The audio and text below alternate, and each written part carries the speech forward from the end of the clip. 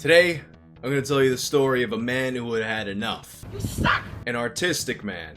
I'm trained classically, An educated man. and I'm an NYU film school graduate. Sucker! But no matter how educated you may be, everyone has their breaking point. And let me tell you, some of these street performers in New York City are annoying as shit. I mean, once in a while you'll come across one that's actually pretty good. Most of the time you can just ignore them, but sometimes you can't ignore them. When you can't ignore them, they're annoying as shit. You're sitting in the subway, the door's closed, then all of a sudden you hear, does anybody know what time it is? As great as it would feel to pull a Jason Takes Manhattan and just kick that boombox in the air.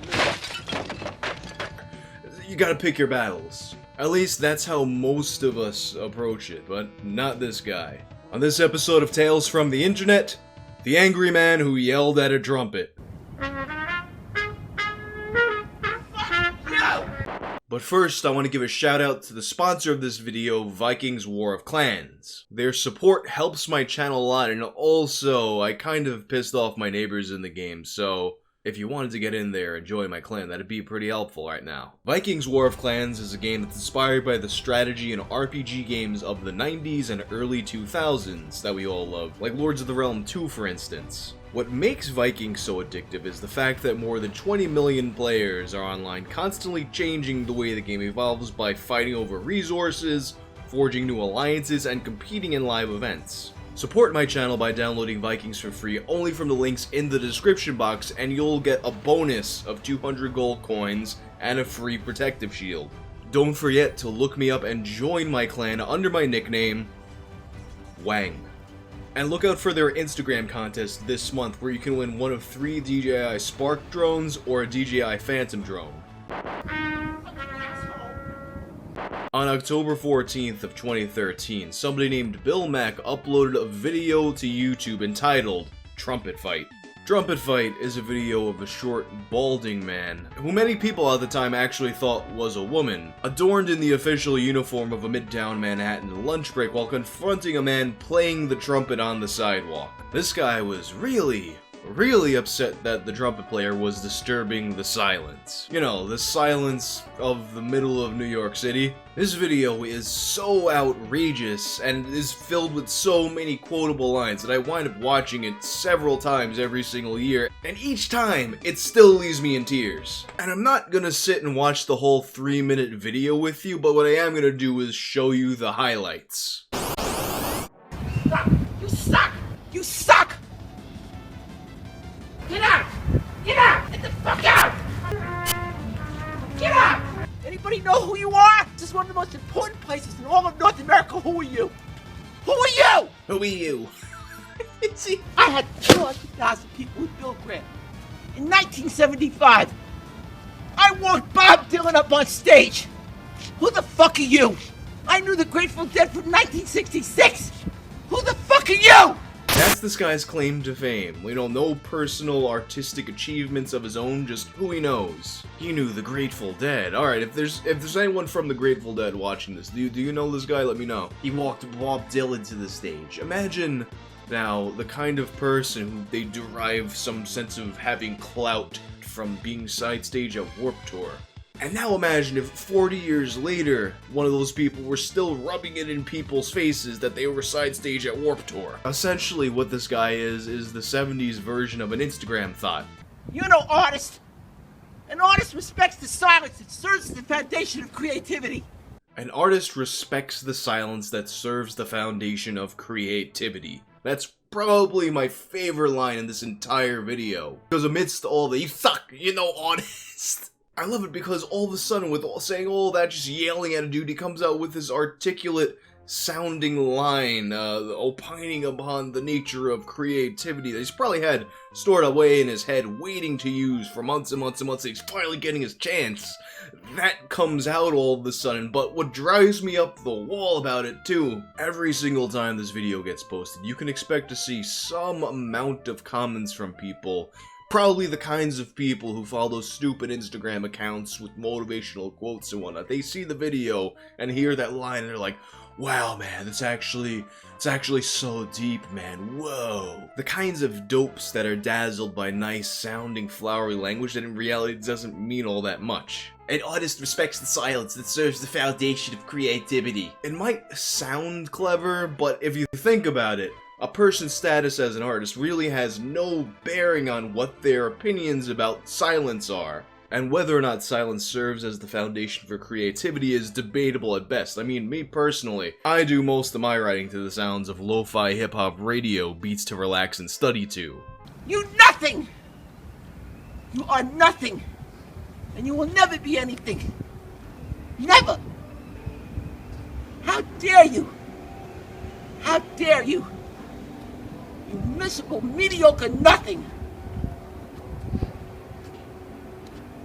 Shame on you. And this is the part of the video where it almost gets a little bit dark, a little bit sad. It's kind of like he's talking to the trumpet player, but it almost sounds like an internal monologue, and he's lamenting all the failures he's had in his life and trying to push it off on some other dude. But I don't know, I'm not here to do armchair psychiatry. I'm trained classically, I'm trained contemporaneously, and Alright, you enough. suck. Go away. So this video winds up going super viral, having several million views across a number of different re-uploads of the original. It's getting all kinds of major blog coverage, they make fun of it on Opie Anthony, and I instantly fell in love with this video, and I needed to know more about this guy. And judging by the Facebook post he left shortly after this video went viral, a lot of other people had the same idea. Please note, there have not been nor will there ever be any comments for me to dignify any or all of the insane, outrageous responses sent about a very minor about a very minor situation in passing that is blown completely out of proportion. It is also phenomenal that people would presume to hack in and send replies in my name. All of you who do nothing more or better than to serve the illusion will receive exactly what you deserve. Douglas Levison. But in addition to this post, his Facebook also revealed another detail. Apparently, he ran a company known as Flower Power Creative. What kind of company is Flower Power Creative? According to a cursory look at their website, they have their hands in many pots. FlowerPowerCreative.com is a community dedicated to motivating a more compassionate society. Through our events, books, media interviews, and website, we hope to inspire action and dialogue in politics, the environment, women's rights, animal rights, technology, music, and fine arts. Please visit us often for the energy and focus to power the momentum of solutions in these areas of... Wait, he definitely wrote that section himself. Please visit us for often. Please visit us often for the energy and focus to power the momentum of solution. But let me try that again. Please visit us often for the. You can't do it now. And you can see all the various sections of Flower Power Creative: politics, music and fine arts, women's rights, environment, techniques, animal rights, and you go to any of these sections and you get a number of blog posts about said topic. There's also a survey of which group best expresses the 60s wave, the Beatles or the Rolling Stones, and as you can see, the Beatles narrowly edged out the Rolling Stones with a total votes of 83, which actually, now that I think about it, Douglas Levison over here actually got more votes on his Beatles Rolling Stones poll than Maddox did on his last podcast. They also have some testimonials from Satisfied. I'm not really sure what they do exactly, but whatever it is that they do, they got a testimonial from Patty Boyd, who said, "I support the creative vision of Flower Power Creative in World, Artists for Peace," and... Oh, you can click on testimonials to see all the testimonials that Flower Power Creative has, and it's just the one from Patty Boyd. And the end was its future projects. I support the creative vision of Flower Power Creative in World Artists for Peace and its future projects. I look forward to great progress in the collaboration. Patty Boyd. They also have Barnes & Noble and Amazon accounts linked up to a book. Daniel the Beer... Daniel the Beer...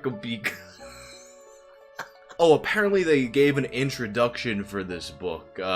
Introduction by Douglas Levison, I'll put a link to the book in the description in case you're curious. The real winning section of FlowerPowerCreative.com is the gallery.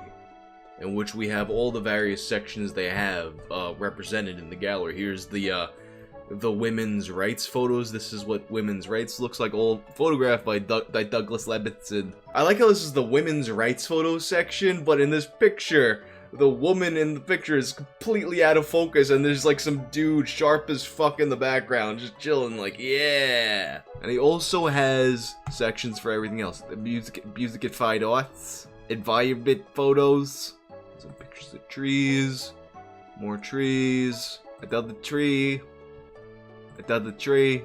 This is the environment. Tell me this gallery is literally nothing. Oh, there's a wind. I don't know. I don't know. The windmill is the environment. Oh wait, they got environment part 2. Maybe I hope that's like something that's not true. Oh, it's the sky.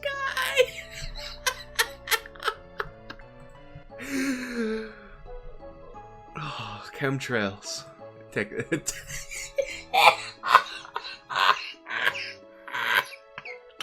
Tell me. Technology photos, and it's like I guess a lamp is technology. You got a car, a train, technology, a building, the same build. What the hell is this technology? What is that? Is this like a monolith made out of stone? Technology is that? Finally, the best one. Politics. Let's take a look at the politics pictures. There's an out of focus. Can you? Alright, so it's nighttime in Washington, D.C., and you've got this goblin wandering around, creeping outside the White House, taking pictures from behind the bushes. Can you imagine? Like, this could have turned out way worse than it did. What is that? Why did he take all these at night? So ultimately, Douglas's website gave us a better idea about the man behind the Trumpet Fight. However, the Trumpet Fight itself was still shrouded in mystery. Thankfully, though, Douglas broke his promise to never speak about this again about a month later. On December 16th, he appeared on the Improv for Humans podcast to discuss the Trumpet Fight. Franklin Roosevelt was my grandmother's neighbor up in Beacon and was Little Franklin, so that's family. Kennedy I met when I was 6, JFK, so that's really okay. And when he's not name dropping, he goes ahead and tells us some information about where this all went down. And he was in front of what's called the Museum of the Holocaust, which is a little bit as you start walking north back out of the bottom of the park. And knowing that this took place outside of the Holocaust Museum, you might see why a person would flip out over this. They might think he's being disrespectful by playing the trumpet. But let's not get too ahead of ourselves, because later on he goes on to clarify that the Holocaust Museum really wasn't why he was mad.